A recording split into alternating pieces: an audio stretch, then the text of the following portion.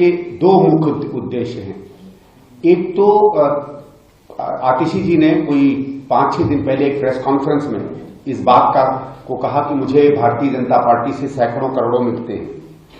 तो मुझे याद आई कि पिछले 10-12 साल से जिस तरीके से इन्होंने विधिवत तरीके से, नियमित तरीके से कांग्रेस पे, मुझ पे, मेरी स्वर्गीय माता जी पर जो एक एक करके हमले किए थे भ्रष्टाचार के, उस पर मैं आप लोगों द्वारा उनसे सवाल उठाना चाहता हूं और कुछ सवाल पूछना चाहता हूं।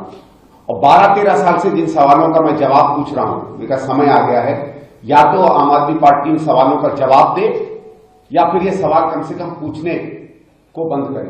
दूसरा क्या है, मैंने देखा है कि 10 साल बाद जो सरकार आई है केजरीवाल साहब की, वो अपना हिसाब किताब दे रहे हैं, तो कुछ इंटरव्यू देते हैं, कई जगहों पर बात करते हैं और उन्होंने कई आंकड़े जनता में फेंकने शुरू किए हैं कि किस तरीके का उन्होंने विकास किया है पिछले 10 सालों में।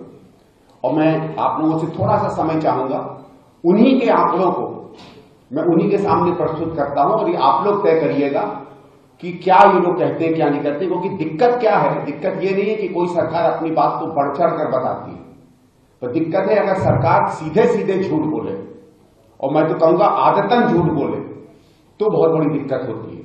और अंत में 2-1 पॉइंट उसके बाद रहेंगे। इन्होंने, आपने देखा होगा, कोई 5-6 सीएजी की रिपोर्ट्स आई थी जो इन्होंने सार्वजनिक नहीं की, असेंबली में नहीं दी। कुछ मित्रों ने इधर उधर से उसके कुछ अंश मुझे दिखाए हैं। उन अंशों पे, उन रिपोर्ट्स पर हम लोग बाद में पीसी करेंगे क्योंकि फिर बहुत लंबा हो जाएगा। लेकिन उसके 2-1 चीजें मैं जरूर निकालकर आपको दिखाऊंगा जिससे पता चलेगा कि पिछले 10 साल में किस तरीके से सरकार ने अपने काम किए हैं। सबसे पहला जो एक सवाल ये बार बार करते हो, इस पे सवाल पूछना इसलिए आवश्यक है क्योंकि इस बात को लेके ये करप्शन की सारी चीजों को मोड़ते हैं। ये कहते हैं कि साहब हमारे पास एंटी करप्शन ब्यूरो नहीं है, जिस कारण से हम कुछ नहीं कर पाते। तो मैं इनसे पूछना चाहता हूं कि आपने इस देश में हल्ला खड़ा कर दिया था लोकपाल के नाम पर, तो दिल्ली में लोकायुक्त तो है। अगर आपके पास फाइलें थी, आपके पास सबूत थे, तो आप लोकायुक्त के पास क्यों नहीं गए? आपने हाईकोर्ट में चिट्ठी क्यों नहीं भेजी? आपने एनजी साहब को क्यों नहीं किया? और मैं एक उदाहरण देता हूं, 2012 में जब कोल का स्कैम आया था तो मैंने एक चिट्ठी लिखी थी सेंट्रल विजिलेंस कमीशन को, जो उसके बाद सीबीआई को गई, और जितने भी 18-20 केस कोल में चल रहे हैं वो सब केवल एक मेरे पत्र के ऊपर चल रहे हैं। आज भी उन पर केस चल रहा है। तो यही केजरीवाल के पास अगर एक पैराग्राफ का भी सबूत था, तो मैं आज पूछना चाहता हूं क्यों वो सबूत बाहर नहीं आए? ये 360 पेज का एक सबूत लेकर घूमते थे शीला जी के खिलाफ। ये कई बार लोगों ने मुझसे पूछा, इनसे पूछा, लेकिन कभी इनको प्रेस कॉन्फ्रेंस में इनसे क्यों नहीं पूछा जाता है कि वो 360 पेज क्या थे? क्योंकि मुझे विजय कुमार मल्होत्रा जी ने एक बार बताया था कि भारतीय जनता पार्टी का एक डेलीगेशन गया था जब ये मुख्यमंत्री बने थे, और इनसे कहा था कि आपके पास 360 पेज के सबूत हैं, उन सबूतों का आप क्या कर रहे हैं? तो केजरीवाल साहब ने वो सबूत सामने किए, और वो सबूत क्या थे? वो 360 पेपर की कटिंग थी। ये शायद पहला व्यक्ति होगा जो पेपर की कटिंग को बतौर सबूत प्रस्तुत करता है। मैं एक और इनसे प्रश्न पूछना चाहता हूं। आप लोगों को याद होगा जब कॉमनवेल्थ के खेल हुए थे तो उसके बाद सीएजी की एक रिपोर्ट आई थी। एक रिपोर्ट गई थी भारत सरकार में, जो भारत सरकार की लोकसभा की पब्लिक अकाउंट्स कमेटी को गई थी, और दूसरी रिपोर्ट स्टेट असेंबली में आई जो स्टेट की पब्लिक अकाउंट्स कमेटी को गई थी।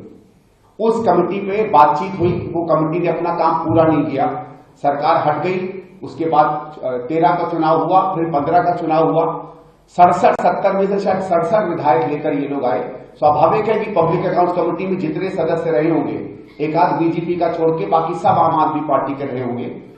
पूछिए ना इनसे, पब्लिक अकाउंट्स कमेटी दिल्ली सरकार की उस सीएजी रिपोर्ट की रिपोर्ट कहां है? जिस सीएजी की रिपोर्ट, जिस कॉमनवेल्थ की रिपोर्ट पर ये हल्ला करते थे, उसकी एक्शन टेकन रिपोर्ट क्यों नहीं निकाली है दिल्ली सरकार ने? क्यों नहीं उन चीजों पर, उन मांगों पर ये बात कहते हैं जिन बात पर ये बार बार इल्जाम लगा रहे थे? अभी 2 या 3 दिन पहले एक चैनल पे इन्हीं के एक वक्ता ने मुझसे कहा कि मेरे बिजनेस इंटरेस्ट है दिल्ली में। मैं आज नहीं, मैं 10 साल से इस पार्टी से कह रहा हूं, हिम्मत हो तो एक सबूत दीजिए ना। और मैं आप लोगों के माध्यम से कहता हूं, मुझे भी न्याय चाहिए, एक सबूत दिखाइए। पूरी दिल्ली में इन्होंने इस बात को फैलाया। मैं स्पष्ट करना चाहता हूं, आपने देखा होगा ये ऑरेंज रंग की जो बसें चलती हैं, पूरी दिल्ली में कहा गया है कि ऑरेंज रंग की बसें मेरी हैं। मैंने एक पत्र लिखा आज से 3-4 महीने पहले डिम्स को, मैंने कहा साहब टिम्स में अगर मेरी बसें चलती हैं तो पिछले 10 साल में मुझे तो 1 रुपया किराया नहीं आया है, या तो मुझे किराया भेज दीजिए या स्पष्ट कर दीजिए बसें किसकी हैं। मेरे पास तो अभी तक टिम्स का जवाब नहीं आया।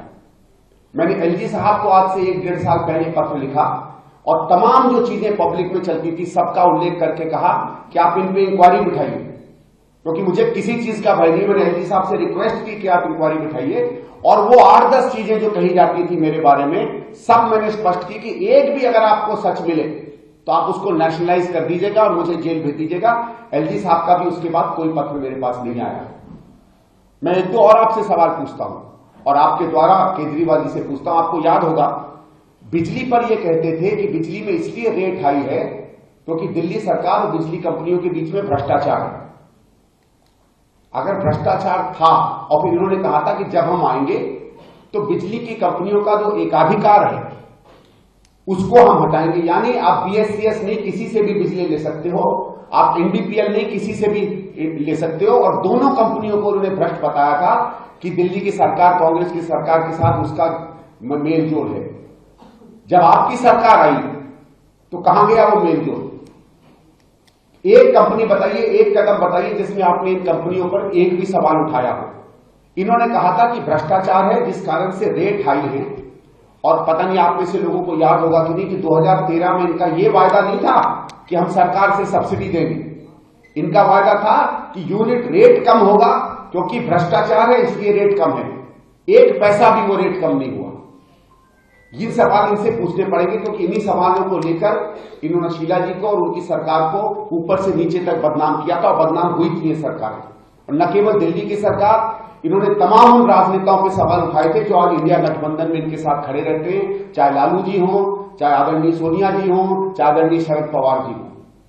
ये मैं इसलिए पूछना चाहता हूं आपसे सवाल कि कोई तो इनसे जाके पूछे कि इतना बड़ा जो झूठ का शगुफा आप फैला रहे थे इसके पीछे के तथ्य क्या थे तब और आज। कितने बिजली के मीटर इनको तेज दौड़ते हुए मिले? रोज घूमते थे बिजली के मीटर लेके कि तेज दौड़ते हैं। इन्होंने कहा था हम इन्वेस्टिगेशन करवाएंगे, बिजली के मीटर बदलेंगे। मुझे आंकड़ा दे कि क्या एक भी बिजली का मीटर इनको तेज दौड़ता हुआ मिला था? इन्होंने कहा पानी के मीटर तेज दौड़ते हैं। मुझे याद है केजरीवाल साहब ने कहा था इनमें हवा भी मार दो तो घूमेंगे। कोई इंजीनियर इस तरीके की बेवकूफी की बातें करे? भाई हवा में प्रेशर होता है, मीटर प्रेशर से घूमते हैं, हवा डालो या पानी डालो मीटर घूमेगा। लेकिन चलिए साहब कहां की इंजीनियरिंग की है उनको मुझे तो नहीं समझ में आती है। पब्लिक में आप जो चाहे बोल दें। कितने मीटर बदले? डीटीसी की बसों में इन्होंने कहा था कि इन्वेस्टिगेशन करेंगे, कहां से वो इन्वेस्टिगेशन हुई है? मैं बहुत सीरियस रूप से इनसे कहना चाहता हूं कि एक भी सबूत आप बता दीजिए और मैं मान जाऊंगा। और इसीलिए मैं कहता हूं कि जब मुख्यमंत्री जी ने 3 दिन 4 दिन पहले कहा कि हम लोग करोड़ों रुपया भारतीय जनता पार्टी से ले रहे हैं, दुर्भाग्य से अगले दिन आदरणीय उसी शाम को आदरणीय मनमोहन सिंह जी की मृत्यु हो गई, तो हम लोग इस प्रेस कॉन्फ्रेंस को नहीं कर पाए। आज ही इस प्रेस कॉन्फ्रेंस के बाद मेरे लॉयर साहब से मैंने बात की है और मैं आतिशी जी और संजय सिंह के खिलाफ, दोनों के खिलाफ क्रिमिनल और सिविल डेफोमेशन का मामला लेकर जा रहा हूं। और मैंने कहा है कि आप इन पे मुझे 10 करोड़ रुपया दीजिए। वो 10 करोड़ रुपया में 5 करोड़ हम यमुना क्लीनिंग में देंगे, जमुना जी की सफाई के लिए डोनेट कर दूंगा, और बाकी का 5 करोड़ जो हवा जहरीली हो रही है उसके